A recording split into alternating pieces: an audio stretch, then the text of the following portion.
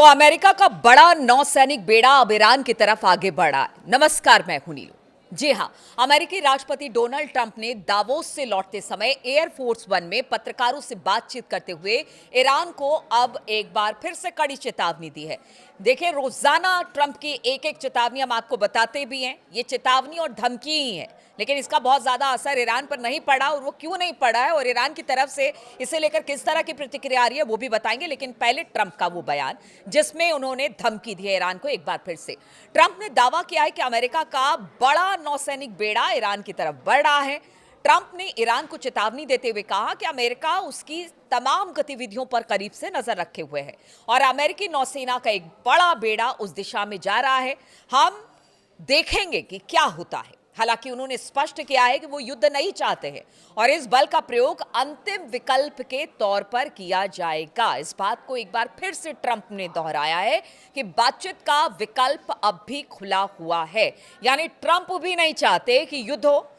इसीलिए हम कह रहे हैं कि बार बार ट्रंप की तरफ से नई नई धमकियां ईरान को लेकर सामने आ रही है और ईरान भी इससे लेकर बहुत ज्यादा डरा हुआ नहीं है, क्योंकि ईरान का रुख बिल्कुल ट्रंप को लेकर साफ है, अमेरिका को लेकर साफ है, इजराइल को लेकर साफ है। लेकिन ट्रंप की इस चेतावनी के बाद ईरान को लेकर अमेरिकी कार्रवाई की आशंका अब तेज हो गई है। ट्रंप का जो बयान इस दौरान सामने आया वो एग्जैक्ट क्या है वो आपको बताते हैं।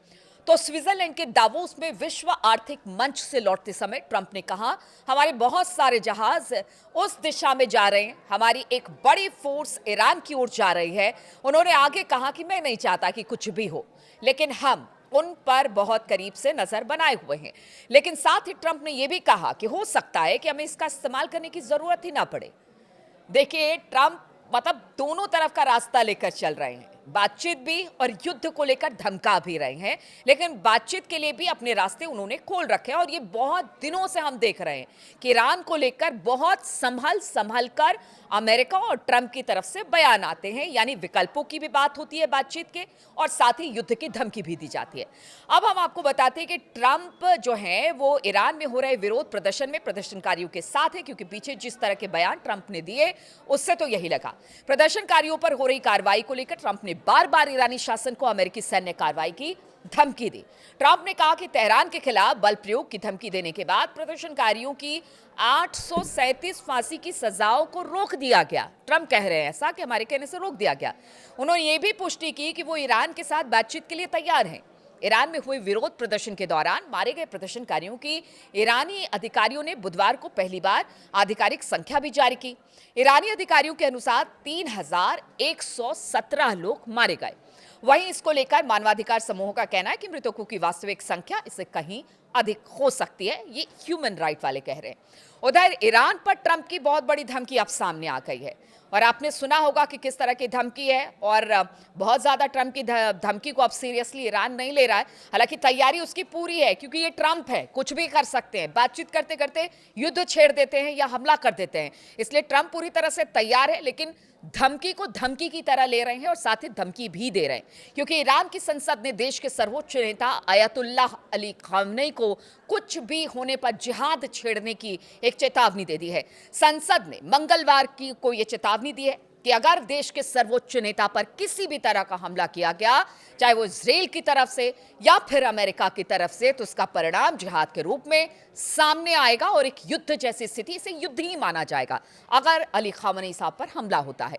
और यह धमकी ऐसे समय में दी गई है जब अमेरिकी राष्ट्रपति डोनाल्ड ट्रंप ने ईरान में प्रदर्शनकारियों पर सुरक्षा बलों की कार्रवाई को लेकर कई बार चेतावनी दी थी और इसके चलते दोनों देशों के बीच तनाव लगातार बढ़ा हुआ है।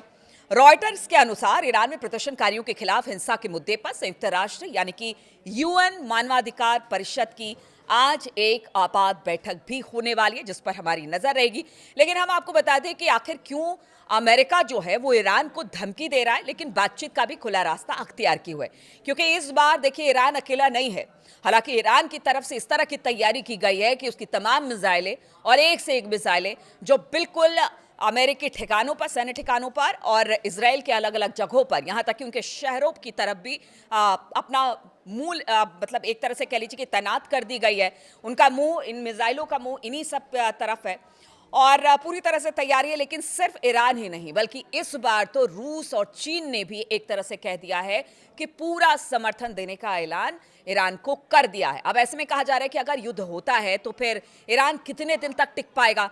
तो ईरान के लिए भी ये व्यवस्था कर दी गई है कि देखिए, ईरान अगर युद्ध में उतरता है या किसी तरह से युद्ध का ऐलान अमेरिका और इजराइल की तरफ से किया जाता है तो किस तरह से इस युद्ध को आगे बढ़ाएगा। कहा यह जा रहा है कि चीन, खास तौर पर चीन, रूस और चीन मिलकर जितने भी जो आर्म्स एमुनेशन है वो ईरान को मुहैया कराएंगे और इससे लंबा युद्ध चल सकता है। और इस बात का पता ट्रंप को भी है, इसीलिए ट्रंप ईरान की शक्ति के साथ चीन और रूस की शक्ति को भी देख रहे हैं और इसे कम आंकने की गलती ट्रंप भी नहीं कर रहे हैं। इसलिए बार बार वो चेतावनी देते हैं, धमकी देते हैं, लेकिन खुले तौर से वो इस बात को भी कहते हैं कि देखिए, हमने अभी भी एक बातचीत का मार्ग खुला रखा है, यानी बातचीत का रास्ता खुला रखा है और बातचीत हम करना चाहते हैं। अगर ईरान सारी बातों पर मान जाता है तो फिर बातचीत के रास्ते के जरिए हम तमाम जो भी दिक्कतें हैं, खासतौर पर जो इस वक्त परमाणु कार्यक्रम ईरान का चल रहा है उसको लेकर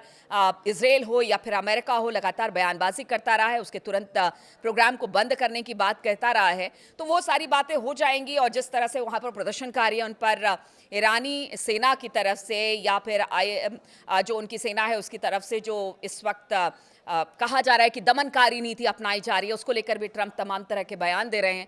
लेकिन साथ में ये कह रहे हैं कि अब हालात पहले से बेहतर है। बहुत लोगों को फांसी की सजा सुनाई गई थी लेकिन अब उसे टाल दिया गया है। तो अब देखना होगा कि किस तरह से बातचीत आगे बढ़ती है, या फिर ट्रंप जिस तरह से धमकी दे रहे हैं, अपने नौसैनिक बेड़ों को आगे की तरफ बढ़ा रहे हैं, उसको लेकर क्या स्थिति बनती है। यूएन में जिस तरह से मानवाधिकार आयोग ने आज को लेकर ईरान को लेकर एक बैठक बुलाई है, उसमें क्या होता है, इन सब पर हमारी नजर लगातार बनी रहेगी।